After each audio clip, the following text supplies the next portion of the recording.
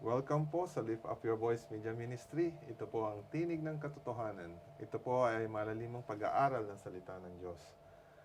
Atin pong tutunghayan ang isang napakahalagang topic ngayong araw na ito. Atin pong pag-uusapan kung tawagin natin ay ang langit o ang heaven. Ito po ay isang pangako ng ating Panginoon sa ating mga Kristiyano na kanyang inihahanda ang ating tahanan sa langit. At marami po tayong katanungang sasagutin ngayon. At dito po sa ating pag-aaral, hahayaan natin na ang salita ng Diyos ang siyang sumagot sa ating katanungan.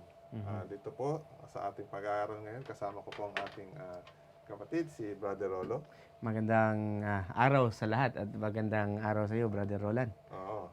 At dito po sa ating pag-aaral, inaanyayahan po namin ang bawat isa na kung hawak niyo po ang inyong Biblia, samahan niyo po kami sa pagbabasa.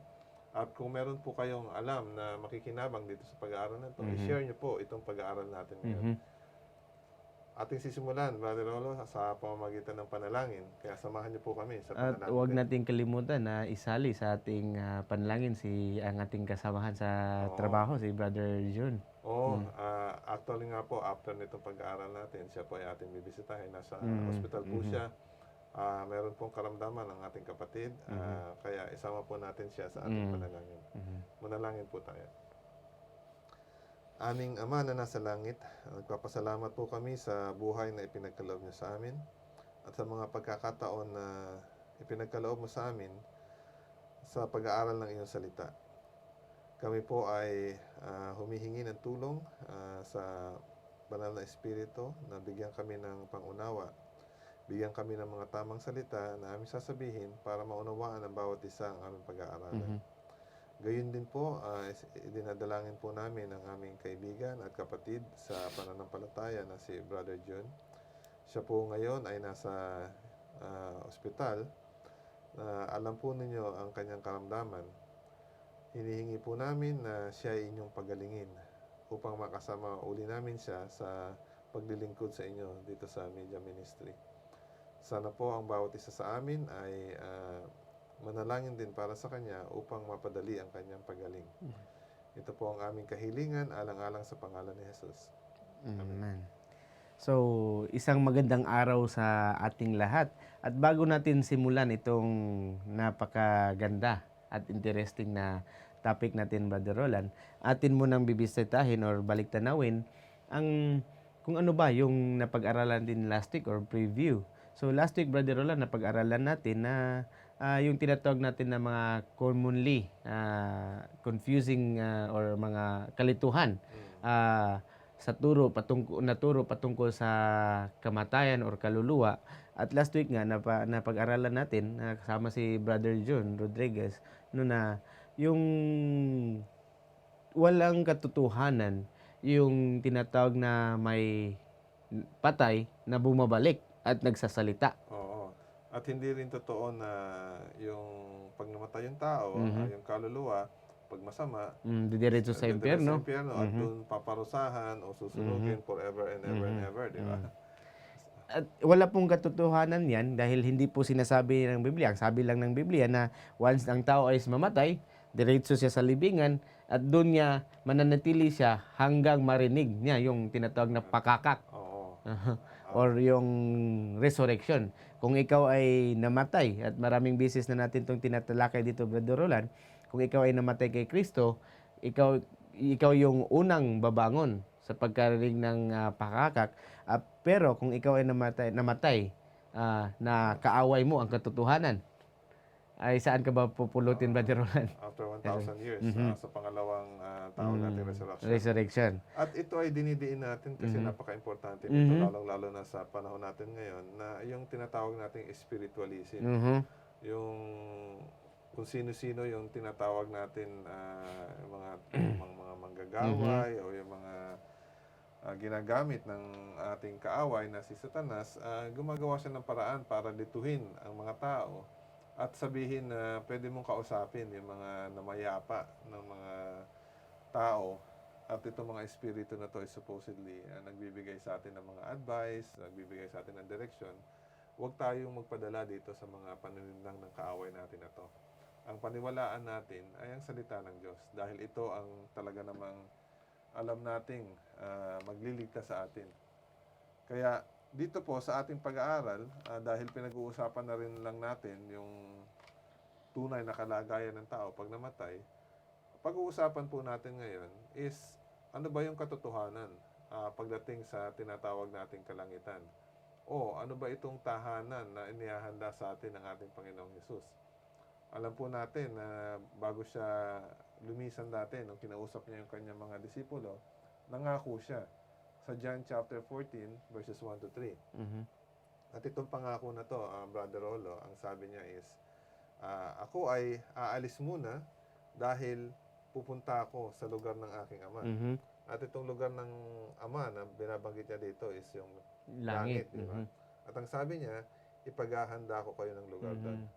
At meron siyang word na binibigay sa atin or comforting promise na binibigay sa atin na huwag kayong mga gabag, huwag kayong mag-alala, huwag kayong lituhin yung sarili nyo, no? Dahil ang ang pag-alis niya is para lamang sa atin. Oo. Mhm. Kasi po, meron siyang inihahandang Mhm. lungsod Mhm. para sa ating. At Mhm. ito yung una nating titignan. Mhm. Sa aklat ng Hebreo, Mhm. sa chapter 11 verse 10, makikita natin dito, mayroong lungsod na binabanggit dito. Mhm. Hebrews chapter 11 verse 10, ganito po ang nakasulat. Susunod na rin natin verse 16. Verse 10, sapagkat siya'y umaasa sa lungsod na may mga kinasasaligan, na ang nagplano at nagtayo ay ang Diyos. Mhm. Verse 16, ngunit sila ay nagnanais ng isang higit na mabuting lupain, sa mga tuwid ay ang makalangit. Kaya't ang Diyos ay hindi nahihiyang tawaging Diyos nila, sapagkat kanyang ipinaghanda sila ng isang lungsod. Mhm. So yung pag-alis ng Panginoon, Brother Roland, is para din para sa kapakanan natin. Oo. At yan ay para i-preparar ang isang lungsod na magiging tirahan natin. At sinasabi dito ni Pablo na at hindi sila nahihiya na tawagin siyang Diyos kasi Siya mismo yung nagpe-prepare. siya ay mismo nagpre-prepare. At itong binasa nating chapter 11 ng Hebrews. Mhm. Alam mo naman, Brother Rolo, kung anong tawag natin dito sa chapter Mhm. 11 na to ng Yung Hebrews. dito mumano yung pananampalataya, yung definition. Oo. Mhm. At ang mga tao o yung mga karakter na binanggit dito, yung mga tinatawag natin mga Hall of Famers pagdating sa Pananampalataya, pananampalataya. sila si Abraham, Oo. no? At ang sabi dito, itong mga tao na Hall of Famers sa pananampalataya, hinihintay nila itong lungsod na to. Ito yung kanilang inaasam-asam. Yung lungsod na ang Diyos mismo ang gumawa. Di ba?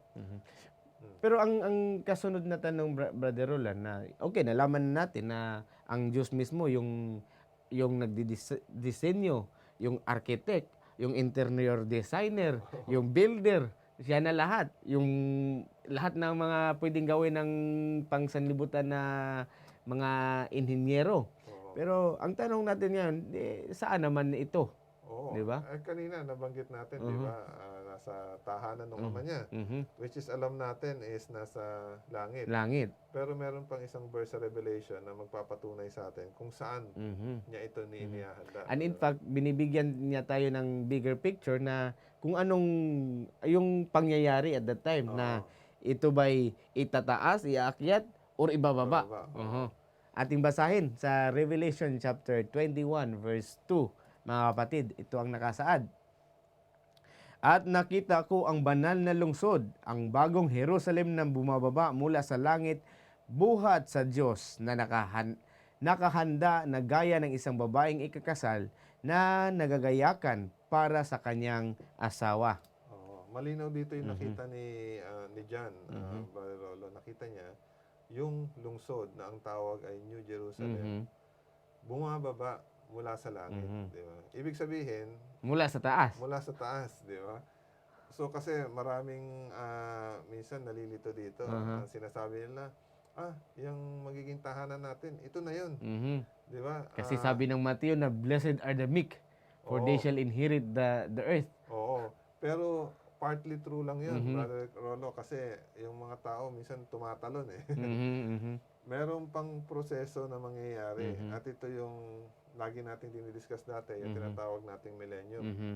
Alam mo kasi yung mga taong hindi naniniwala sa millennium, yun yung dahilan kung bakit ang sinasabi nila, dito na 'to, Hmm. wala ng, Hindi na tayo aalis. oo, wala nang pupunta sa Ah, langit. mhm. Pero napakalinaw naman nung sinabi ni Jesus, 'di ba? Mhm. Sa chapter 14 ng John, na ako ay pupunta Mhm. muna sa tahanan ng aking Mhm. Ama. Alam natin nasa langit 'yun. Mhm. At ipaghahanda ko kayo ng lugar. Mhm. Mhm. At ito yung inihahanda ni Jesus, yung Mhm. New Jerusalem. Itong lungsod na 'to. Oo. Mhm. At napakaganda yung, itong lungsod na inihanda ng ating Panginoon, Brother Roland, is ang Panginoon is nagbibigay siya ng picture na or yung perspektibo. Oo. Ah, At ito is napakahalagang punto, Brother mhm. Rolo, kasi yung Biblia is naglaan siya ng ilang talata sa Mhm. Biblia para lang talaga i-describe in details Mhm. kung ano itong lungsod na to. Mhm. So, makikita mo kung gaano ka-importante ito na kumbaga kung ikaw ay nagpapagawa ng bahay, gusto mo makita yung hindi yung plano lang, Mm. yung skeleton plan lang. Kung hindi, mag-request ka ng pwede ba ako makahingi ng perspektibo kung ano yung magiging bahay ko. So Oo. ikaw ay bibigyan ng perspektibo kung sasang-ayon ka or hindi, papalitan na naman ng architect. So, dito, binibigyan din tayo ng perspektibo ng Panginoon or blueprint, no? Kung ano yung magiging tahanan natin. Oo. Unang-una, alam na natin kung ano yung pangalan nitong lungsod na to. Mhm. Binasa natin kanina, Ito yung New Jerusalem. New Jerusalem. Mhm. So, pag may nagtanong sa inyo, Mhm. ano po ba yung address nyo Mhm. sa hinaharap, Mhm. sa future? Ito po yung sagot nyo. New New Jerusalem. Jerusalem, ito yung Ayan. magiging address Mhm. natin. Mhm. Oh, yung susunod na tanong, gaano ba kalaki itong lungsod Mhm. na to, Brother Rolo? Mhm. Ito ba'y pareho lang ng mga ordinaryong subdivision or ano man. Oo. So, ating titignan mga kapatid yung physical attribute ng Ng lungsod na ating to. ng lungsod na to ang magiging tirahan natin. Oh, the same chapter, Aha. verse 16. Ganito Mhm. po ang nakasulat. At ang pagkatayo ng lungsod ay parisukat, Mhm. at ang kanyang haba ay gaya ng kanyang luwang. At sinukat niya ang lungsod ng kanyang panukat, 12,000 estadya. Ang haba, luwang at ang taas nito ay magkakasukat. Aba, Manolo, ito palang lungsod na to is, kung baga, ang tawag natin dito is parang cube. Mhm. Sabi is, yung haba at yung luwang ay pareho ng sukat. At ang ginamit po ditong unit ay, sabi, estadya. Minsan hindi natin alam kung ano yung ibig sabihin nito kasi luma po itong pamamaraan ng kanilang panunukat. Pero kung i-convert po natin ito sa ating kapanahunan ngayon, yung sukat po, yung perimeter, ibig sabihin pag yung lahat ng sides pinag-add nyo, ito po ay 1,500 miles.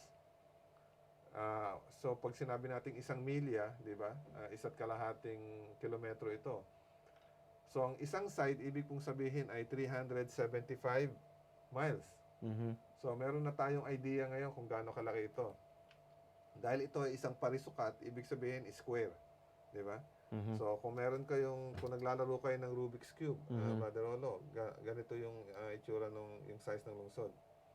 Kung ano yung side, ganun din Yung width niya, yung ano niya, yung yung luwang. luwang. So 375 miles. Mhm. Meron ka na siguro idea kung gaano Oh, kalaki ito, Brother Rolo. actually, try kong pinipicture out, Brother Roland, na Oo. kung gaano kalaki itong lungsod na to. Meron ngang isang nagtansya halimbawa sa Amerika. Mhm. Pag meron kang kinuhang isang state doon, Mhm. kasing sukat daw ito ng tinatawag na State of Oregon. Mm. So, malaki yan eh. Mhm. So, makikita na natin ito, ganito pala kalaki yung syudad. Mhm. Isang buong state sa Amerika. Mhm. Oo. So, dito hindi na tayo mamroblema no na kung may enough space ba ako diyan or kung may lugar pa ba ako diyan, no? Kasi tinatantyangan nila, Brother Ral, na halimbawa kung ang buong mundo ay may populasyon na siguro mga 30, mga Yung lahat ng mga nabuhay sa buong mundo is mga 30 billion. 30 billion, di ba? Kasama na yung mga nangamatay kung Namatay dati, dati. So, kung lahat ay mailigtas, Kasya pa rin dito. kasya pa rin. Oo. Halimbawa, sa isang nailigtas, bibigyan ng 100 square meter or mga 10 feet na Square feet na 100 na square feet na lupa. na lupa. Mhm. Ito ay magkakasya pa rin. Oo. Mga siguro more or less mga 39 billion. 39 billion, oo. Mhm. At wag nating kalimutan na ang nag-design nito ang Diyos. Ang Panginoon. Oo. Ang naglikha sa atin mismo. So walang pagkakamali dito. Oo.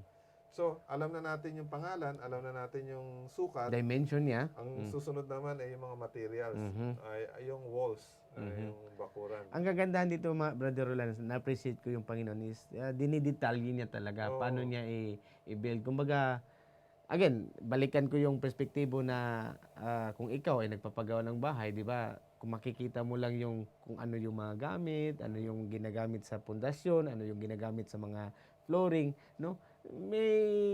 May halong excitement talaga sa part ng may-ari, di ba?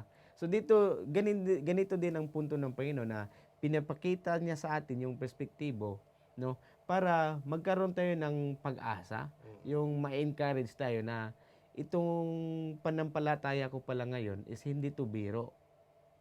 Oo, at hindi rin nagbibiro ang Oo, Panginoon pag sinabi niya nag-prepare siya ng lungsod. Talagang ibibigay niya lahat. Oo. At kakaiba itong lungsod na to, Brother Lolo, kasi mataas yung yung walls. Ang walls nito ay ang sabi sa atin is sa verse 17 to 18 ng Revelations 21. Ganito po ang pagkaka-describe. Sinukat din niya ang pader nito. 144 na siko ang taas. Ayon sa sukat ng tao na siyang ginagamit ng anghel. Ang malaking bahagi ng pader ay jaspe at ang lungsod ay dalisay na ginto na tulad ng kristal. Aba, Brother Rolo, itong materials pala dito. Matindi. Yung bakod, yung pader, jasper. Nakakita ka naman ng Hindi pa jasper? ako nakakita. Ang nakita ko lang sa larawan din. Ito is parang yellowish, di ba? Na medyo makintab. Makintab. At ang sabi dito is 144 furlong. Ibig sabihin, yung sukat kasi nila dati, ang sabi dito, siko eh. Ay, yung furlong kasi ganito daw yan eh. Mula dito hanggang dito. So, ang estimate na taas nitong wall nito is 216 feet. Feet high. Oo. So, mataas yung bakod. At hindi lang yan, binanggit din kanina. Di ba? Na yung street, ang sabi is gawa daw sa ginto. So, basahin natin yung susunod na verse para bigyan din ito. Sa verse 21. Ang sabi, at ang 12 pintuan ay 12 perlas, at bawat pinto ay yari sa isang perlas, at ang langsangan ng lungsod ay dalisay na ginto na gaya ng naaaninag na salamin. Aba, Brother Rolo, ang daanan, ang street gawa sa ginto, at hindi lang ito ordinaryong ginto. Kasi yung mga ginto po na nakikita natin ngayon dito sa mundo is meron ng halong impurities. Ang sabi dito, yung lansangan daw, gawa sa ginto na sobrang puro, dalisay na ginto, maaaninag mo parang salamin. At ang sabi yung gate daw, gawa po sa perlas. Hindi ko alam kung gaano kalaking perlas ito. Ang hirap imaginein. Kasi nga itong lungsod na ginagawang ito ng Panginoon natin, hindi ito gawa ng tao. Gawa po ito ng ating Panginoon. Ang sabi, ang gate ay gawa sa perlas, isang perlas. Actually, buong perlas, di ba? At ang lansangan ay ginto. So, dito natin makikita yung tawag dito, yung kung gaano kahalaga ng Panginoon. Kasi, kumbaga, kung hindi ka naman special, Brother Roland, maggagawa ka ba ng ganito kagandang tahanan? Siyempre, hindi. Di ba? Saka, isipin mo dito, Brother Rolo, kung ang lansangan ay ginto, yung mga taong mahilig sa alahas ngayon. Wala nang sanglaan doon. I mean, isipin mo na lang, kung ang sinusuot mo ngayong mga alahas, nagsusuot ka ng ginto dito, nagsusuot ka, sabihin na natin, dinala mo sa langit yun. Just for the sake ng argument. So, habang naglalakad ka, naka-display yung mga alahas Mm. mo. Ayun pala, yung lansangan. Oo, ginto. Gold. Oo, pure pa yan. Oo. Hindi lang yung tinatawag na 18K or ano, purong ginto talaga yan. Oo. Walang halong infirmity or mga depekto. Oo. Mhm. So, kung pag-uusapan natin ngayon, ano bang, yung lansangan natin ngayon, ano bang gawa? Espalto. Asfalto. So, ibig sabihin, yung suot mong alahas, Oo, asfalto. oo. Ganun po ang magiging itsura natin kung tayo ay mahilig sa alahas. Mhm. So dito mga kapatid, mga kaibigan, no, is bakit natin to dinidiin is para makita natin, no, yung magiging tahanan natin sa hinaharap. Oo. Na kaya nga sabi ng Biblia, Brother Roland, tinuturuan tayo na huwag tayo ipon ng mga kayamanan Dito sa mundo dito ito. sa mundong ito. Dahil ang kayamanan sa mundo, Brother Roland, is nanakawin lamang yan. Oo. Kakainin lang yan ng mga bukbok, Oo. di ba? At- Pero sa langit na magiging tirahan natin, napakaganda. Oo. Kaya nga ang sabi is, tingnan mo kung ano yung heavenly things. Mhm. Kasi pag ang tinignan mo yung heavenly things, Mhm. yung kislap ng mga bagay dito sa mundo, mawawala. Yun yung sabi ni Pablo na sa Colossians chapter 3 na sit those things which are above and not the things on this earth, no? So napakaganda mga kapatid. Now, Brother Roland, ang ano naman yung tinatawag natin na yung magiging citizenship natin or yung tinatawag natin na phenomenal features sa ating magiging tirahan. Oo. Actually, meron ditong dinidescribe na napakahiwagang puno. Ito itong puno na to, sabi nila is sa loob ng isang taon, iba-iba yung bunga. Actually, ang sabi ng Biblia, every month, Oo. nagbe-bear ng different fruits, no? Oo. At babasahin natin ito sa Revelations chapter 22, 22. verse 2. Ganito po ang nakasulat. Sa gitna ng langsangan ng lungsod, sa magkabilang panig ng ilog, ay naroon ang punong kahoy ng buhay na namumunga ng 12 iba't ibang bunga na namumunga sa bawat buwan. At ang mga dahon ng punong kahoy ay para sa pagpapagaling sa mga bansa. Ito pala yung tinatawag ng Tree of Life. Tree of Life. Nabasa na natin ito sa Genesis, di ba? Merong Tree of Life doon. Bukod doon sa tree na nasa gitna na pinagbabawal. At itong Tree of Life na to, kakainin natin yung bunga. So, kumakain pa rin pala tayo pagdating doon. So kung may mga tanong din kasi Brother Ron, ano yung pamumuhay natin doon? Kumbaga, kakain pa ba tayo? Magugutom pa ba tayo? Ito na po yung sagot. Na isa sa mga activity natin doon mga kaibigan is meron pa rin yung normal na pamumuhay natin dito na kumakain. In fact, si Panginoong Hesukristo nga nung nabuhay muli is kumakain din, di ba? So, ganun din ang pamumuhay natin. Saka isipin natin yung unang magulang natin, si Eva, si Adan, bago dumating ang kasalanan. Diba? Binigyan sila ng Panginoon ng provisions, yung mga punong kahoy, na nagbubunga ng mga bunga, yung mga nuts, para pagkain nila. So, before pa nung kasalanan, kumakain na sila. Dinesign na ng Panginoon na ang tao ay kumakain. Yun nga lang, iba siguro yung ang dahilan kung bakit kumakain ng tao. Kasi ngayon, kaya tayo kumakain para hindi tayo mamatay sa gutom. Di ba? And in fact, sa verse 7 ng chapter 2, Brother Roland, is sinasabi din ng Panginoon, binabanggit din mismo nito kung ano yung magiging activity natin. At na-mention niya din dito yung binanggit natin na amazing na kahoy. Yung punong kahoy, Tree of Life. At ating basahin sa Apokalipsis chapter 2, verse 7. Ito ang sabi. Ang may pandinig ay makinig sa sinasabi ng Espiritu sa mga iglesia. Ang magtagumpay ay siya kung pakakainin sa punong kahoy ng buhay na nasa paraiso ng Diyos. May limitasyon din pala, Brother Roland. Hindi pala lahat ng tao ngayon. Itong promise na to is para lang dun sa mga taong nagtagumpay. Kumbaga, in other words, nag-survive sa mga hudyat ng kaaway. At ito ay gusto nating bigyan ng konting diin, Brother Lolo, kasi alam mo, maraming tao ang hindi sineseryoso itong turo tungkol sa kalangitan. At Mhm. iniisip nila na, oh, kahit naman wala akong gawin, kahit na hindi ko paniwalaan yan, wala naman choice ng Panginoon kundi dalhin ako sa langit. Mhm. Hindi po totoo ito. Kasi ang nakalagay po dito, kung sino lang yung magtagumpay. Mhm. Alam po natin na ang buhay Kristiyano ay hindi ganun kadali. Di ba? Mhm. Lalong-lalo na dito sa mundo na ito. Dahil itong mundo na ito, teritoryo ng kaaway. Kaya alam po natin na ang makarating sa langit ay isang pribilehiyo. Mhm. Hindi ito rights. Kasi Hindi minsan, right.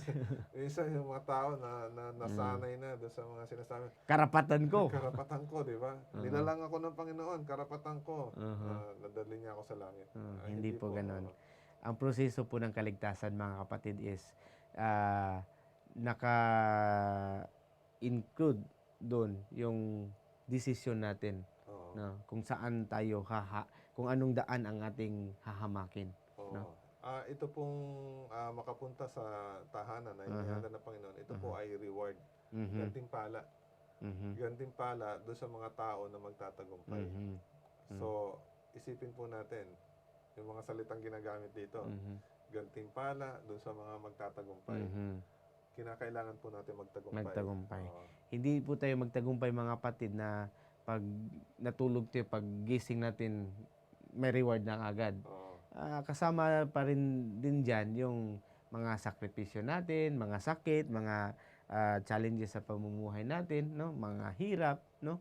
Kasi nga ang Panginoon is dinidescribe niya yung in fact si Pablo, dinidescribe niya yung kaligtasan na sinasabi niya, I ran the race, I fought the fight, no? Kumbaga binigay ko na yung best ko para sa prize na yan. At yung premium na yan is yung buhay na walang hanggan. Oo. Mhm. So, sa tingin ko naman, malinaw na ito, Brother Lolo, na itong kaligtasan, although ibinigay sa atin bilang isang regalo, di ba? Pero itong regalo na ito, kinakailangan natin pag-ingatan. Pag-alagaan natin. Alagaan natin, pag-ingatan natin. And in fact, aside sa provision na binigay sa ng Panginoon sa atin, Brother Roland, na through this tree of life na sinasabi, is meron ding, yung pati yung dahon, nagbibigay din ng healing Oo. sa bawat isa sa atin. Oo. No? At ito ay alam natin na isang provision ng Panginoon pagdating natin doon sa tahanan na yan. At ito iba, tinatanong din nila, healing, dito kasi sa mundo, pag sinabi nating healing, May sakit ka. automatic na naisip natin yung physical na sakit, di ba? So, tandaan po natin na isa sa mga pinangako sa atin ng Panginoon pagdating natin doon sa langit, na yung sakit, yung pain, di ba? Hindi yung sakit na karamdaman. Yung pain, yung sufferings, yung mga luha, ay papawiin ng Panginoon. So, isa ito sa pamamaraan ng Panginoon para pawiin ito. Di ba? Yung mga naramdaman nating pasakit habang tayo nabubuhay dito sa mundo na to, pagdating natin sa langit, ang sabi doon is, hindi mo na may experience yan. Hindi ibig sabihin na hindi mo na-experience, hindi ka talaga dumaan noon. Kumbaga, dumaan ka dyan, sa daanan na yan, pero hindi ka nadadaan yan ulit. Oo. Actually, Brother Lolo, ang lagi ko ang naiisip dati, paano mo masasabing masarap ang matamis kung hindi mo natikman yung mapait, di ba? So, isa itong paraan para lalo nating ma-appreciate yung piniprepare ng Panginoon sa atin. Na naranasan natin yung pait na masaktan, yung pait na magkaroon tayo ng suffering dito sa mundo na ito, na pagdating natin doon sa langit, sa tahanan ng Diyos, mawawala na itong lahat. Ang ma-experience natin ay yung saya na makasama natin ang Panginoon sa pamumuhay natin. At ang sabi niya, doon sa tinitiran, sa inihanda niyang tirahan, wala nang kasalanan. So, yung mga dahilan o mga pasakit natin, mawawala na. Mawawala na yan. No? So, hindi ibig sabihin sinasabi na healing, physical na sakit kagad. No? Hindi po yan, hindi po ganyan ang ibig sabihin ng Biblia, mga kapatid, mga kaibigan. Now, pangalawang tanong, ang kasunod na tanong, Brother Roland, is, totoo ba 'di ba, yung nabanggit natin kanina, yung mga turo ng iba na itong lupa na 'to, itong tinitirhan natin ngayon, itong sanlibot earth na 'to is ito na yung tirahan natin. Yan, nasagot natin sa Biblia kanina na ibababa. Oo. Oh, At para lang bigyan din yan, mm. babasahin uli natin yung Babasahin verse, natin ulit. Yung Revelations 21 verse 2. Mhm. Ganito po ang nakasulat. At nakita ko ang banal na lungsod, ang bagong Jerusalem, na bumababa mula sa langit buhat sa Diyos, na nakahanda na gaya ng isang babaeng ikakasal, na nagagayakan para sa kanyang asawa. Mhm. So malinaw dito, Brother Rolo, nakita ni Jan, yung lungsod, bumababa mula sa langit, Mula sa langit. galing sa Diyos. Mhm. So klaro dito yung ito yung sagot sa mga turo ng iba na walang ibababa, hindi din tayo aakyat kasi wala ngang langit, hindi totoo yung langit, di ba? Oo. So actually, yung sinasabi nila is partially correct. Kasi meron talagang pangako na magmamana nitong lupa na to. Yung binasa, mga yung nabanggit mig, natin oo. kanina, So babasahin din natin ito na nasa Matthew chapter para 5. Matthew chapter 5 verse 5 para kumpletuhin natin yung sequence ng events. So ganito po ang nakasulat sa Matthew chapter 5. Mapapalad ang mga mapagpakumbaba sapagkat mamanahin nila ang lupa. So, bigyan lang natin ng dire-diretsong sequence para malinaw sa mga manonood natin. Sige. Oo, na pag dumating si Jesus, di ba, yung second coming, ang gagawin niya, ang sabi niya is, kukuhanin niya yung mga tao, mga ligtas.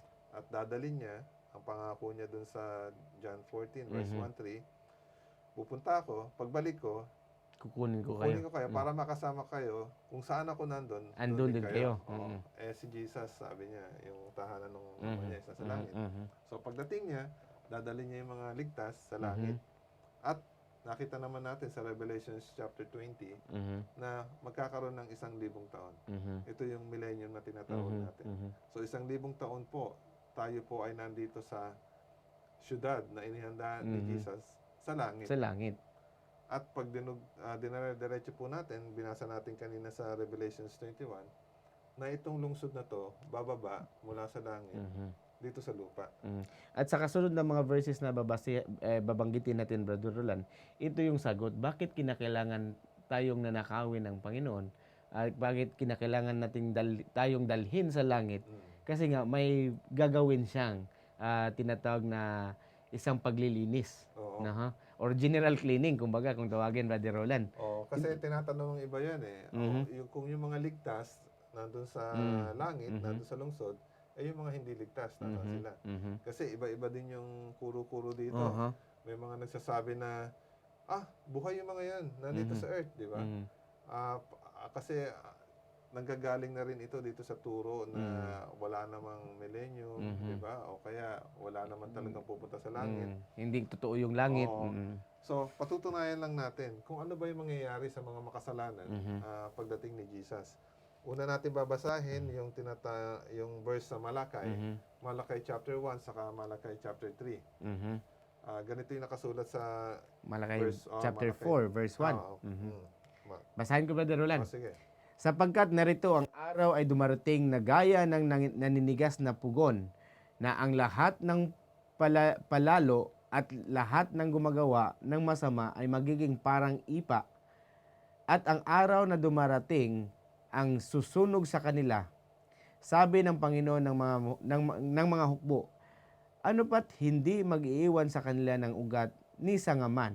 Sa verse 3, inyong yayapakan ang masasama sapagkat sila'y magiging abo sa ilalim ng mga talampakan ng inyong mga paa sa araw ng aking inihanda, sabi ng Panginoon ng mga hukbo. So klaro, Brother Roland. Oo, kasi itong mga salitang ginamit dito, ang sabi is mga nagniningas na pugon, di ba? Lalong-lalo na ng mga experience na nasa bukid. Yung mga mahilig yung old-fashioned na paggagawa ng mga ng tinapay. Oo. Kasi pag ikaw ay Kopra. nag-ani, di ba? Sabihin na natin bigas o kahit trigo, pareho lang naman. yung mga dayami, Mhm. ang ginagawa nila, tinatali nila yan eh. Dil nila. Oo, tapos itinatayo nila dun sa lupa. Mhm. Para pagkatapos ng ano yan, ang ginagawa nila, sinusunog nila ito. Mhm. So ito yung tinatawag nating ipa. Mhm. Na pag sinunog mo yan, ano yung kalalabasan? Abo. Abo, di Mhm. ba? So itong abo na to, sumasama na dun sa lupa Mhm. para maging mayaman yung lupa. Mhm. At ang sabi doon sa verse 3, Aapakan natin. aapakan ng mga Mhm. ligtas. Mhm. So, aapakan ng mga ligtas kasi babalik yung Mhm. mga ligtas dito sa lupa na to. Mhm. Nabasa natin kanina, di ba? Mamanahin ng mga mapagpakumbaba Mhm. ang lupa. Mhm. At hindi lang yan. Brother Rola, sabi naman na iba, sa lumang dipan yan. Basahan niyo ako sa bagong dipan. Meron din mga kapatid. Oo. Sabi dito sa Revelation chapter 20 verse 9, no? Dito natin makikita din at klaro na sinasabi dito ng Panginoon. At ito ang sabi, umakyat sila sa malawak na lupa at pinaligiran ang kampo ng mga banal at ang lungsod na minamahal. Ngunit bumaba ang apoy mula sa langit at sila'y natupok. Oo. Ito, Brother Rolo, Senaryo na to. isa itong nakakalungkot pero Mhm. mangyayaring bagay Mhm. na pag bumaba yung lungsod, magkakaroon ng pagkakataon yung kaaway Mhm. na himukin uli yung mga hindi naligtas Mhm. at udyukan sila Mhm. na kailangan kamkamin natin yung lungsod na yan. Mhm. At dito po mangyayari yung tinatawag nating second death. Mhm. Ang sabi po sa binasa natin kaninang verse, apoy mula sa langit, Mhm. manggagaling sa langit, yun yung tutupok dun sa mga Mhm. masasama. So habang nangyayari po ito, yung lungsod ay pinoprotektahan po yan ng Diyos. Mhm. Kaya wala po kayong dapat ipaglala kasi ang sinasabi ng iba, paano na lang yun? Di Masusunog din kami. maapektuhan din kami. Mhm. Pero tayo po ay nandito sa lungsod at protektado tayo ng Panginoon. Mhm. Makikita natin yung mga pangyayari kasi yung wall is ano siya parang Transparent. jasper. Mhm. So ito yung sa ngayon usong-uso yung tinatawag na transparency, di ba? Mhm. Ibig sabihin, lahat ng ginagawa mo kailangan transparent. Kasi wala kang itatago eh. Mhm. Mhm. So alalahanin natin, ito yung tinatawag nating execution and judgment. Mhm. So ang Panginoon, ilalahad niya ang lahat nung Mhm. kanyang gagawin dito sa paghuhukom Mhm. na to. At dahil nga natapos na yung 1,000 years, malinaw na doon sa mga naligtas kung bakit hindi naligtas yung mga hindi naligtas. Mhm. So wala nang question sa isip nila. Mhm. Kaya pag nag-execute ng judgment ng Panginoon, pag bumaba na yung apoy mula sa langit, malulungkot sila na makikita. makikita nila, matutupok yung mga Mhm. makasalanan. Pero naintindihan nila na Mhm. ito ay justice. Kabahagi ng proseso. O bahagi ng proseso. At ito ay bahagi ng plano ng Panginoon na alisin, Mhm. burahin yung kasalanan. Mhm. At kaya nasama yung mga makasalanan kasi ayaw talaga nang bumitiw doon sa kasalanan. Eh. Totoo yan. Oo. At mas sa susunod na verse na babasahin natin, Brother Roland, nilinaw nito na yung turo na hindi totoo yung langit, na ito na yung magiging tahanan natin, na wala talaga, ang Biblia hindi nagtuturo niyan. At kung ating papansinin sa 2 Peter, Brother Roland, sa 2 Peter chapter 3 verse 10, Verse 10. pakibasa, Brother Roland. Ganito po ang nakasulat. Ngunit darating ang araw ng Panginoon na gaya ng isang magnanakaw. At ang kalangitan ay maglalaho kasabay ng malakas na ingay. At ang mga sangkap ay matutupok sa apoy. At ang lupa at ang mga gawang naroon ay masusunog. Mhm. So lahat ng mga bagay, lahat ng mga elemento. Oo. So now, tanungin natin kung ikaw ay naniniwala na hindi totoo yung langit, na ito na yung magiging tirahan natin. Ang tanong ko, Brother Roland, sa kanila is, well, kung mangyayari yung pagtutunaw, pagsusunog, no? Saan kayo tatago? Oo. At ito rin ay dapat yung mga taong attached sa mga bagay dito sa mundo. Na yung mga Lesson bahay learned nilang to, oo. malaki, Oo. yung mga magagarang kotse, yung mga ari-arian dito sa darating po ang panahon, lahat po yan matutunaw. Mhm. Kaya nga pinaalala tayo ilalahanan tayo ng Panginoon na dapat huwag tayong mag-impok, huwag tayong mag-ipon ng kayamanan na mawawala lang sa atin yung material na bagay. Dapat ang ating iipon, iimpok natin is yung kayamanan na panglangit, panghabang buhay, no? Oo. At sa tingin ko po, ang Biblia, marami naman po siya mga verses na ibinigay sa atin Mhm. na sinabi kung ano yung mangyayari. Mhm. Ah, hindi po nagkulang ang Panginoon sa pagbibigay ng paalala, Oh, totoo 'yan. ng warning. Ang Mhm. sinasabi niya malinaw. Mhm. Pag ginawa mo ito, yan yung mangyayari. Mhm. Pag ito naman ang ginawa mo, ito yung mangyayari. Mhm. So, mamili ka. Mhm.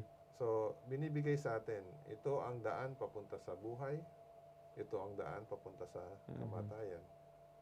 Sana piliin mo yung buhay.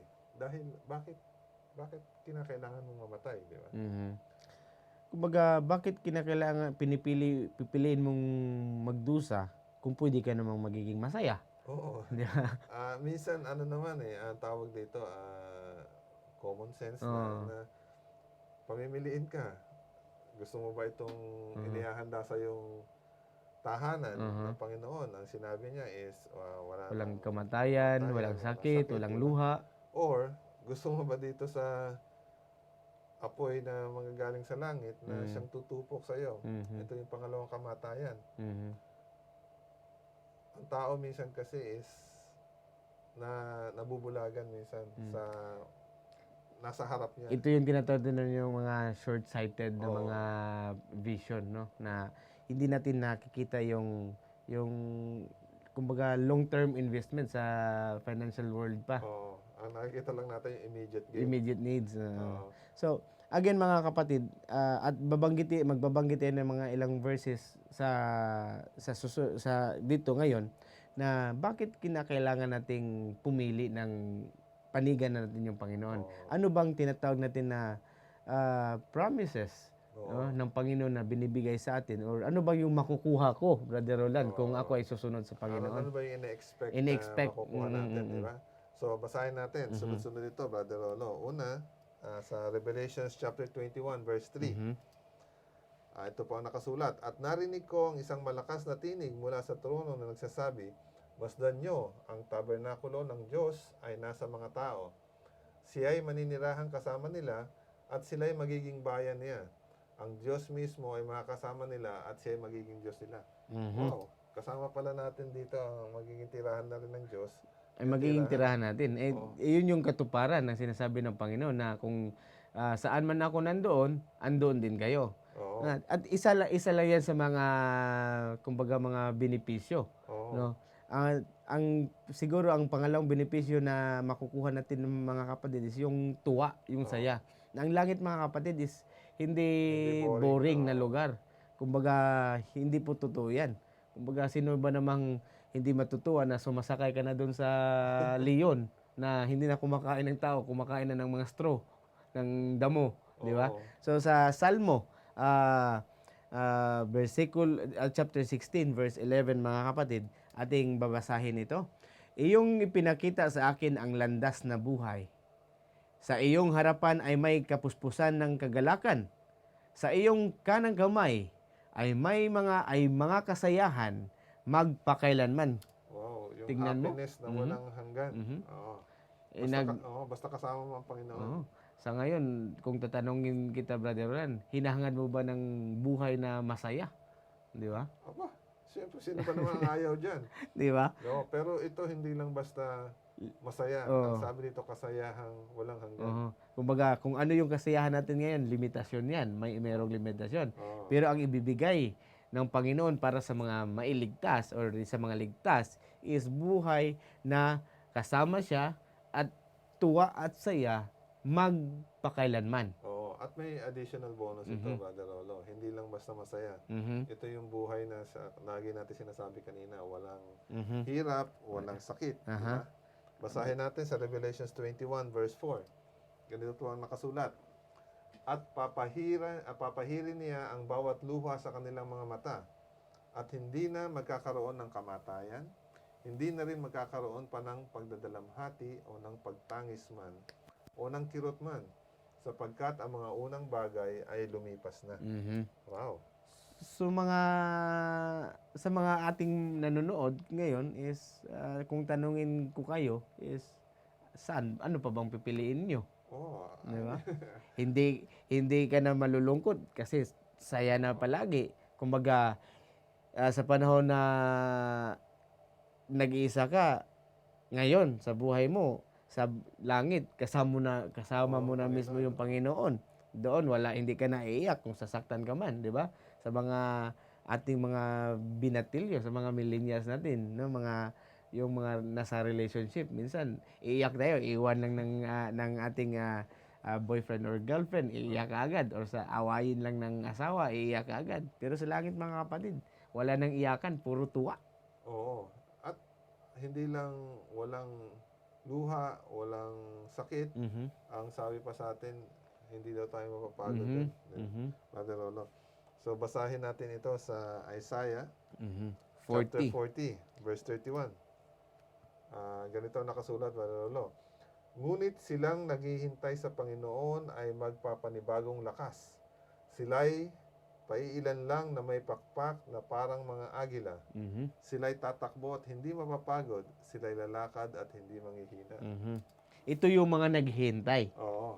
Hindi yung nakaupo lang, Brother Roland, na walang ginagawa. Oo. Naghihintay sila at gumagawa ng mga bagay na may kaluwalhatian yung kanilang Panginoon. Oo. Isipin mo na, Brother Lolo, di ba? Ito is walang hanggan. Mhm. Kasi eternity. Mhm. Hindi lang yon. Kapag ikaw ay may ginagawa, hindi ka limitado. Mhm. Yung physical na limitasyon. Mhm. Kasi ngayon, magtrabaho ka ng ilang oras. Mhm. After ilang oras, pagod ka Pagod na. ka na. Kailangan mo ng break. Kailangan magpahinga. Ang sabi dito is, kahit tumakbo ka, hindi ka mapapagod. Mhm. Kahit lumakad ka, Mhm. hindi mo kinakailangan magpahinga. Describe nga yung mga naghihintay sa kanya na parang agila. Oo. Na tignan mo naman yung agila, kahit gaano katulin yung lipad, kahit gaano katagal sa ere, hindi talaga napapagod, Brother Roland, no? Oo. Isa ito sa mga inaabang-abangan ko, Brother Lolo, yung mga kalipad ka. Parang may pakpak ng agila. So, ito po ay pangako doon sa mga Naghihintay sa Panginoon. Okay. So, So, ang kasunod, Brother Roland, is yung susunod-sunod nating babasahin yung mga verses natin, Brother Roland, na yung mga nailigtas is hindi lang ano bang pwedeng baguhin, no? Yung katawan ko ba na meron ako ngayon is ito din ba yung dadalhin, yung kumbaga yung kagwapuhan ba natin ngayon, Brother Roland, is madadala ba natin to sa paningin ng ating mga asawa? Oo, buti dinagdag mo yan. Dinagdagan ko na kagad. Baka may magtanong. Baka talaga yun yung tingin niyo sa sarili niyo, no? So ano ba yung babaguhin ng Panginoon, Brother Roland? Babasahin natin sa Isaiah 35 versikulo 5 hanggang sa 6. Ito ang nakasaad. Kung magkagayoy, mamumulat ang mga mata ng bulag at ang mga tenga ng bingi ay mabubuksan. Kung magkagayoy, lulukso ang mga pilay na parang usa at ang dila ng pipi ay awit sa kagalakan sapagkat sa ilang ay bubukal ang tubig at batis sa disyerto. Wow. So, lahat ng mga kapansanan, Brother Lolo. Alam natin na ito binasa ni Jesus. Yung original na application niya, yung pagtulong niya sa mga tao na nandito, di ba? Yung pagpapalaya sa kanila sa kasalanan at pagpapagaling niya. Pero yung secondary application nito, prophecy ito, para doon sa mga taong dadalhin niya dito sa langit. Kaya nga, bibigyan niya ng mga katawan, yung tinatawag na glorious body. Glorious body. Oo. Yung physical defect natin, mga kaibigan, mga kapatid, kung tayo ay hindi nakakarinig ngayon, sa langit, susunod ka lang sa Panginoon. Hindi mo na kailangan ng pinakamagaling na doktor sa kahit saan man. Kung hindi, ang Diyos na mismo ang magpapagaling sa iyo. Oo, ang sabi, in a twinkling of an eye. Ayun. Ganun Sa Thessalonica, sabi ng Oo. Thessalonica na babaguhin yung Oo. katawan natin. So, napaka-exciting nito, Brother Lolo. Ito yung mga pangako at ang Diyos ang bumibigay ng pangako nito. At actually, ang sabi nga sa Philippians chapter 3, 3 verse 21. Ang sabi dito na siyang magbabago ng ating hamak na katawan upang maging katulad ng katawan ng kanyang kaluwalhatian ayon sa kapangyarihan na kumikilos sa kanya upang mapailalim sa kanyang sarili ang lahat ng mga bagay. Mhm. Binigyan niya na tayo ng example Mhm. nung Resurrection Day. Yung katawan Mhm. na meron si Kristo nung Resurrection Day, yung Mhm. glorious body. Ang sabi dito sa binasa nating verse sa Philippians 3:21, ganito yung katawan Mhm. na ipagkakaloob niya sa atin. Mhm. Glorious, maluwalhating katawan. Ito yung Mhm. gagamitin natin dito sa langit. Mhm. And aside from that, Brother Roland, wala nang kasalanan. Oo. Wala na yung kasamaan na kasama natin, na maninirahan kasama natin. Oo. Iniisip-isip ko nga nung nag-aaral pa ako, Aha. minsan ginagabi ako sa school. Mhm. Ang laging paalala sa akin ng mga magulang ko, huwag Mag-ingat. ka magpapagabi. Mhm. Sabi ko, bakit? Anong problema pag magabi? Kasi pag mapagabi, Mhm. madaan ka sa madilim, Mhm. di ba? Yung mga masasamang tao, Mhm. pwede kang nakawan, pwede kang Mhm. saktan, minsan Mhm. papatayin ka pa. O kaya sa atin, dito sa mundong ito, magsumikap ka, Mhm. maging mayaman ka. Pag maging mayaman ka na, Nanakawan ka lang. matatakot ka naman ngayon. Oo. Lalagyan mo ng Mga gate, mga barbed wire. rehas, kung Rehas. ano man proteksyon. Oo. Nakakalungkot, di ba? Mhm. Pero sa langit, Brother Roland, is wala na itong mga bagay na to. In fact, Oo. sinasabi natin sa Revelation, kung ating babasahin, Brother Roland, Revelation chapter 21, verse 8, 27. Oo. Ang sabi dito, ngunit sa mga duwag, sa mga hindi palataya, mga karumaldumal, mga mamamatay tao, mga makiapid, mga mangkukulam, mga sumasamba sa mga Diyos-Diyosan, at sa lahat ng mga sinungaling, ang kanilang bahagi ay sa lawa ng nagliliyab ng apoy at asopre, na siyang ikalawang kamatayan. Verse 27, at hindi makakapasok doon ang anumang bagay na marumi, o ang sinumang gumagawa ng karumaldumal o ng kasinungalingan, kundi sila lamang na nakasulat sa aklat ng buhay ng Kordero. Dito pala, Brother Rolo, malinaw dito Mhm. na kasalanan Mhm. at resulta ng kasalanan Mhm. hindi makakapasok sa langit. Mhm. So, ito yung dahilan kung bakit no more tears, no more pain, no more sorrow. Kasi ito ay resulta ng kasalanan. Kasalanan. At ang bunga ng kasalanan, mga kaibigan, mga kapatid, Brother Roland, is ito yung mga binanggit kanina. Kasinungalingan, umiiyak ka dahil nagsisinungaling sa iyo yung tao, natatakot ka kasi may magnanakaw, may gumagawa ng mga karumaldumal na mga bagay. So ito yung mga bagay na sabi ng Panginoon, wala na to.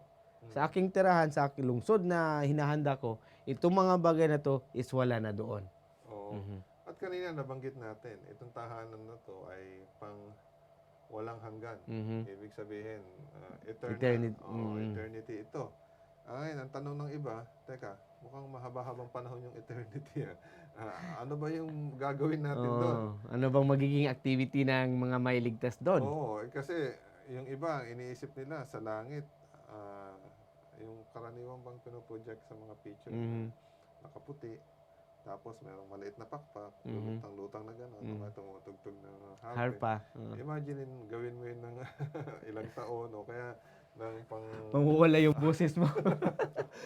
So ano ba ang gagawin ng mga maliligtas dito sa bagong tahanan na Actually, to? ang Biblia, Brother Roland, is hindi tahimik sa magiging activity natin doon sa bagong lupa at bagong langit.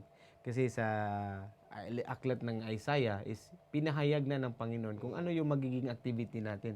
At kung ating mararapatin na Brother Roland na puntahan doon. Pero bago tayo pumunta doon, Brother Roland, is ating munang isasalaysay dito yung tinatawag natin na expectation na kung ang Diyos naman ang ating kasama, eternity yan, Brother Roland, ha, is minsan matatanong natin is mabuburing ka pa ba yan na kung dito nga sa langit hahanda tayo na makasama siya, na makapiling siya palagi, no?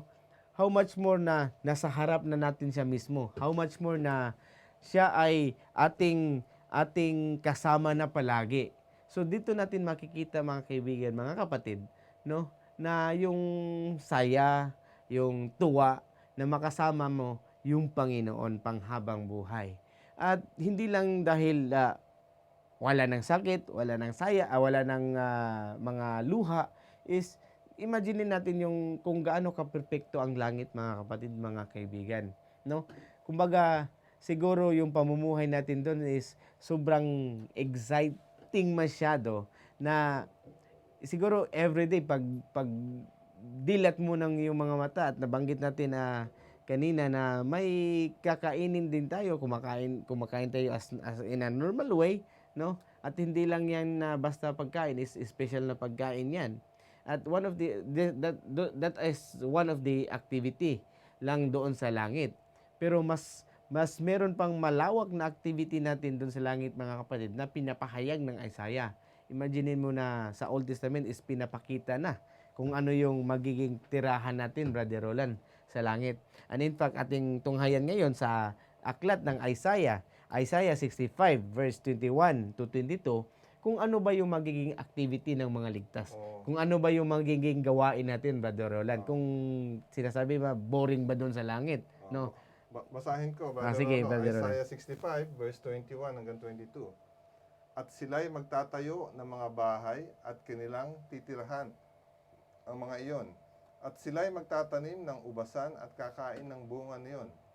Sila'y hindi magtatayo at iba ang titira.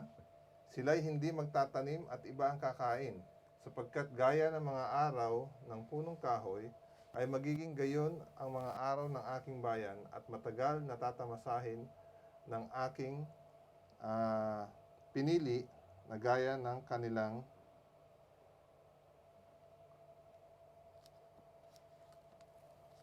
So, ito, Brother Rolo, may pangako sa atin ng Panginoon na hindi katulad dito sa mundong ito na pag ikaw ang nagtanim, iba yung aani. Na pag ikaw yung nagtayo ng bahay, iba yung mananahan. Ibig sabihin dito sa langit, walang injustice. Di ba? Walang magnanakaw, no? Oo. Kumbaga, kung ano yung pinaghirapan mo, iba yung makakabenepisyo. Hindi po ganun sa langit, mga kapatid, na sinasabi nga dito. Kung in fact, kung ipagpatuloy natin yan hanggang verse 25, Brother Roland, dinidescribe pa dito na, they shall not labor in vain, nor bring forth for trouble, for they are the seed of the blessed of the Lord, and their offspring with them. And sa verse 24, and it shall come to pass that before they call, I will answer. Di ba? And while they are yet speaking, naririnig na kagad ng Panginoon. At dito pa, para sa mga mahilig sa mga hayop, Brother Roland. Minsan kasi, yung anak ko, si Josiah, is napakahilig sa mga wild animals. Minsan naglalaro nga kami na siya yung leon, siya yung tigre. Tapos, pag nabanggit namin ito sa mga devotional namin, Brother Roland, is marami siyang tanong na talaga bang hindi na ako kakainin doon sa mga tigre? Sabi ng Biblia dito na the wolf and the lamb shall feed together, and the lion shall eat straw like the bullock, and thus shall be the serpent's meat. They shall not hurt nor destroy in all my holy mountain, says the Lord. Napakaganda. At ito ay bahagi pa lang ng mga gagawin natin. Para naman sa mga hindi medyo maganda yung boses ngayon. Katulad ko. Mahilig sa awit, pero Pero yung awit, hindi hilig sa atin. Yung susunod na babasahin natin, ito siguro is magandang pangako. Nasa Isaiah sa kasunod lang. 35 verse 10. Ito po nakasulat. At ang mga tinubos ng Panginoon ay magbabalik at darating sa Zion na nag-aawitan. Walang hanggang kagalakan ay mapapa sa kanilang mga ulo. Sila'y magtatamo ng kasayahan at kagalakan, at ang kalungkutan at ang pagbubuntong hininga ay maglalaho. So, masayang kumakanta, Lolo. Hindi ngayon na pag kumanta is medyo sumisimangot yung mga nakakarinig. kahit nga nagyoyon lang is out of tune na. So, ito for me, Brother Roland, na napakahilig ko sa awit talaga, pero yung awit is walang hilig sa akin. Na it is really a comforting promise na, kakanta na pala ako dun sa langit, magiging kasama ko na yung choir. Oh, at magiging masaya habang Masaya kumakanta. habang kumakanta, hindi yung nanginginig ka baka mawala ka sa tono, Oo. no? Aside from that, Brother Roland, is yung mga kahoy is hindi na malalanta, no? At tayo ay bibisita sa ating mga mahal sa buhay, sa mga Oo. patriarka, sa mga propeta na nakatala sa Matthew 8 versikulo 11. Atin yang tunghayan, Brother Roland, sa Matthew 8 versikulo 11. Ito ang sinasabi. Sinasabi ko sa inyo, marami ang manggagaling sa silangan at sa kanluran at maupong kasalo ni Abraham, ni Isaac at ni Jacob sa karihaan ng langit. Oo. At dito makikita natin nga yung mga taong yon, sila Abraham, Isaac. Alam natin ito yung mga taong nabuhay ilang libong taon na. So, kasama din po sa expect natin kung meron tayong mga namatay na mga mahal sa buhay. Lolo, lola, ama, ina. At alam natin na sila ay namatay sa kasama ang Panginoon. Expect po natin na kung tayo din po ay makakapunta doon, makikita-kita tayo doon. Merong big reunion dito sa tinatawag nating tahanan natin sa langit. Kaya huwag po tayong masyadong malungkot kung isa sa mga mahal sa buhay natin ay pumanaw, kasi parte ng buhay yung kamatayan. Parte ng proseso yan. Oo. Pero isipin po natin na kung tayo po ay nasa Panginoon, parang kisap mata lang daw yan. Kasi pagka namatay ka, para ka lang natulog. Yung susunod na malalaman mo, tinawag ka na ng Panginoon para mabuhay na maguli. And it is a greatest joy, Brother Roland, na privilege natin na makausap natin yung Panginoon. Oo. Mahipo natin yung Panginoon. Makasama natin yung Panginoon kahit saan man tayo pumunta. At in fact, may paborito akong kanta, Brother Roland, na tinatawag na Face to Face with Christ my Savior. Di ba? Kinakanta ko. No, kinakanta ko, binabasa ko lang. No, na ito ay napakagandang pribilehiyo, Brother Roland. Ito ay napakagandang privilege sa bawat isa sa atin na yung makasama mo yung Panginoon, no? At ito yung isang pangako na nababasa ko sa Revelations chapter 22, verse 4. Ganito yung nakasulat. At makikita nila ang kanyang mukha at ang kanyang pangalan ay masusulat sa kanilang mga noo. So, ngayon kasi is kahit nga nung panahon ni Moses, di ba? Hindi nila pwedeng makita yung mukha ng Diyos face to face. Kasi dahil nga yung katawan natin, katawan ng kasalanan, tayo ay mamamatay pag ginawa yun. Pero yung pangako sa atin ito, makikita natin ang Panginoon mukhaan. Hindi mo na kinakailangang takpan yung mata mo, or hindi mo na kinakailangang pumikit katulad ng mga ginagawa sa sinaunang panahon, no, para lang hindi makita yung kalwalhatian ng Panginoon. Pero this time around, sinasabi ng Panginoon is face to face na tayong magkikita, no? So napakaganda, mga kapatid, mga kaibigan. So nakita natin na very wonderful talaga. Kamangha-mangha itong mga inilalaan ng Panginoon sa atin na tahanan natin. So, ang question, which is sa tingin ko napakahalagang tanong, Brother, paano natin masisigurado na tayo ay kasama dito sa tirahan na to? Yun ang malaking katanungan na ikaw at ako lamang ang pwedeng sumagot, Brother Roland, no? Kasi kumbaga sa proseso ng kaligtasan, mga kapatid, wala namang kilalaman yung si Brother Roland sa kaligtasan ko, yung misis ko sa kaligtasan ko. Ako mismo ang ang responsable sa mga bagay na ginagawa ko, at ako mismo ang makapagdesisyon. Oo. At ang sinasabi ng Panginoon, siya ay lumalapit sa atin, sa bawat isa sa atin. At paglapit niya sa atin, siya ay kumakatok. Dito makikita yung pagmamahal ng Panginoon, Brother Roland, ba na yung ginagawa niya na lahat ng mga pwede niyang gawin para lang mas mapalapit tayo sa Kanya. Nung nagkasala si Adan at si Eva, siya mismo yung bumaba, siya mismo yung naghanap, nasaan kayo? 'Di ba? Nung dahil sa kasalanan, ang Panginoon dahil sa Kanyang pagmamahal, siya ang nagbigay ng paraan. Ibinigay niya yung sarili niyang anak para tayo ay hindi makondem para tayo ay magkaroon ng buhay na walang hanggan. At ngayon naman, siya naman yung kumakatok. So pag kumakatok ang Panginoon, ano ang dapat natin gawin? Basahin natin, Revelations chapter 3, Verse 20. Ganito po ang nakasulat. Makinig ka. Ako'y nakatayo sa may pintuan at tumutuktok. Kung diringgin ng sino man ang aking tinig at buksan ang pinto, ako'y papasok sa kanya at kakaing kasalo niya. At siya ay kasalo ko. So pag may kumakatok, Brother Rolo, ang Panginoon, ano ang dapat natin gawin? Ang sabi ng Biblia, mga kapatid, inyong buksan ang inyong puso. Ito po ay, kumbaga, sinserong pakiusap ng Panginoon na kung narinig nyo ngayong araw na to, ngayong oras na to, Brother Roland, no, ang tinig ng Panginoon kumakatok sa inyong puso, gusto niya ikaw at ako ay makasama niya sa langit. Gusto niya na ikaw at ako is magiging kabahagi sa kanyang lungsod na inihanda para sa mga ligtas. Ang tangi nilang hiling na sa kanyang pagkatok sa inyong mga puso ay atin sanang buksan ang ating mga puso para ang Diyos ay makapasok at maninirahan at kakain kasalo natin magpakailan paman. At dito, Brother Rolo, sa panghuli nating babasahing verse, nakalagay dito,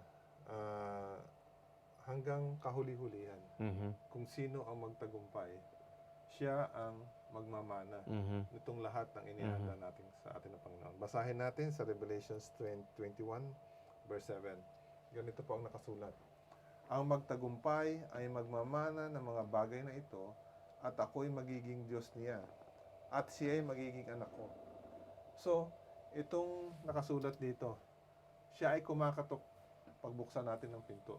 Pero hindi din po doon matatapos. Pagkatok, pagbukas, mananahan siya sa puso natin at kailangan magtagumpay tayo hanggang huli. Kailangan hanggang finish line. Ang sabi nga ni Apostol Pablo, tayo ay tumatakbo sa isang race, sa isang takbuhan. Kinakailangan po makarating tayo sa finish line. Hindi na importante kung sino unang makarating. Kasi ang sabi sa atin, sabay-sabay tayo, di ba? Kahit yung mga namatay, hindi sila mahuhuli. Ang sabi doon, mabubuhay sila kasama ng mga buhay na darating ng Panginoon. Sabay-sabay po tayo na ating sasalubungin ng Panginoon. Ang importante po, lahat tayo ay makarating sa finish line. At ito yung aking inaasam-asam, Brother Rolo, na yung mga mahal natin sa buhay, mga kaibigan natin, magkita-kita tayo dito sa tahanan na inihahanda ng ating Panginoon. At yun yung ang ini-expect natin, Brother Roland, na sa ating pananampalataya, mga kapatid, mga kaibigan, sa ating pamumuhay Kristiyano, atin sanang makamtan ang tagumpay na minimithi natin. At atin sanang makamtan ang reward na piniprepare ng Panginoon para sa atin. At yun yung buhay na walang hanggan. At ito din yung dahilan, Brother Rolo, kung bakit natin ginagawa ito dito sa Lift Up Your Voice Media Ministry, kung bakit po kami nangangaral ng salita ng Diyos sa pamamagitan ng media ministry, dahil gusto po namin na makasama kayo sa tahanan na inihahanda ng Panginoong Diyos.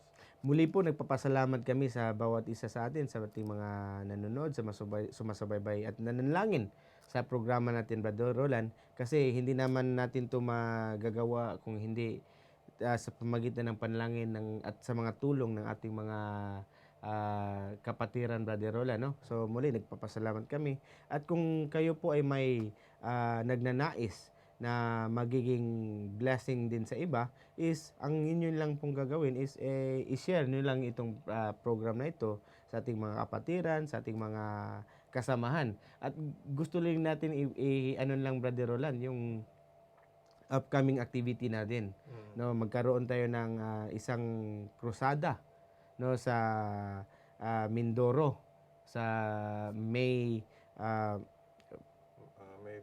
14 hanggang magsimula tayo May 14 hanggang 25.